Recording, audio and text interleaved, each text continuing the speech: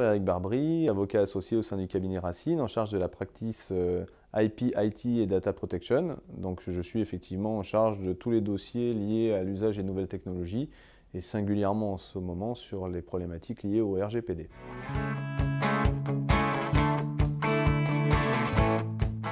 Alors les principaux impacts du RGPD pour les DIRCOM en fait, sont de deux catégories très différentes. En fait, on pourrait dire qu'il y a un impact amont et un impact aval.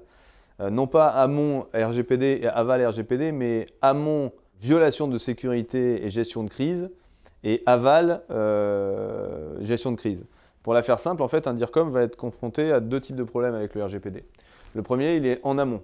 C'est de disposer de données dans le cadre de son activité de communication qui sont propres au sens du RGPD. C'est-à-dire qui ont été recueillis dans des conditions licites, qui sont exploités dans des conditions particulières pour des finalités explicites et qui sont supprimés à un certain moment, au bout d'une certaine durée, parce que le RGPD, comme la loi d'ailleurs jusqu'à présent, vous interdit de conserver les données à la vie, à la mort, comme certains de mes clients veulent bien le dire. Ça, c'est la première grande évolution, mais c'est une évolution, je vais dire, qui est finalement assez limitée si on est déjà respectueux de la loi de 1978.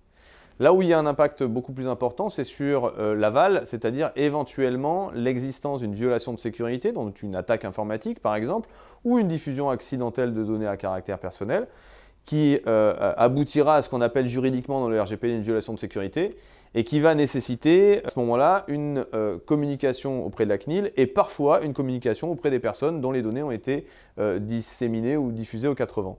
Et là, je peux vous garantir que le DIRCOM aura un sacré travail à faire en termes de communication et particulièrement de communication en gestion de crise.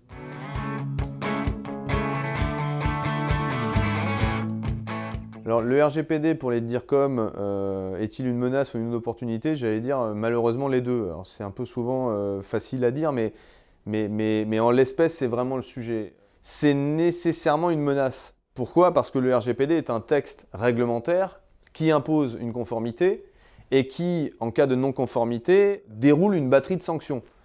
Qui peuvent être relativement importantes. On parle souvent de 10 millions, 20 millions, 2 ou 4% du chiffre d'affaires mondial d'une entreprise.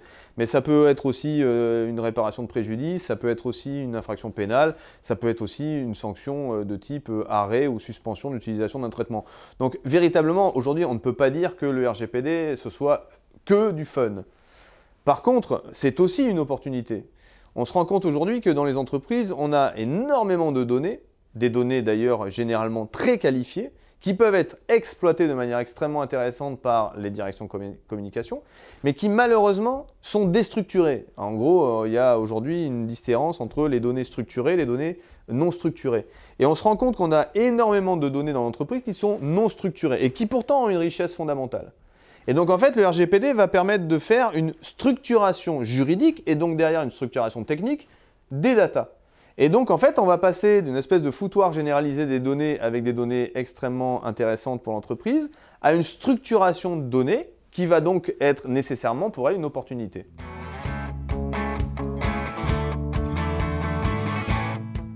Alors, avec le RGPD, quelles sont les zones de risque? J'allais dire tout le RGPD.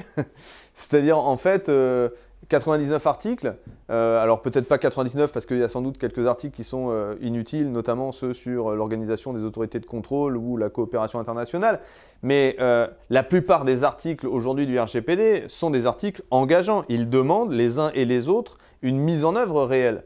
Donc finalement, à la fois le RGPD est une opportunité d'avoir des meilleures datas ou des datas plus propres, mais en même temps, c'est un exercice, un genre de parcours du combattant, où pour chaque article du RGPD, il va falloir vérifier qu'effectivement on a mis en œuvre la solution adaptée.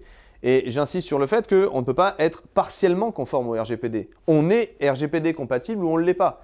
Et on doit l'être d'autant plus que le RGPD, à la différence de la loi de 1978, nous impose ce que l'on appelle le principe d'accountability. L'accountability, c'est qu'il appartient à l'entreprise de démontrer qu'elle est conforme au RGPD et non pas à l'autorité de contrôle, comme c'est le cas jusqu'à présent, en l'occurrence la CNIL en France, de démontrer que vous n'êtes pas compétent en matière de RGPD. Donc on a un renversement de charge de preuve qui est extrêmement impactant sur un plan juridique et sur un plan procédural. Il appartient à l'entreprise aujourd'hui de démontrer sa conformité au RGPD et donc à l'ensemble des 99 articles.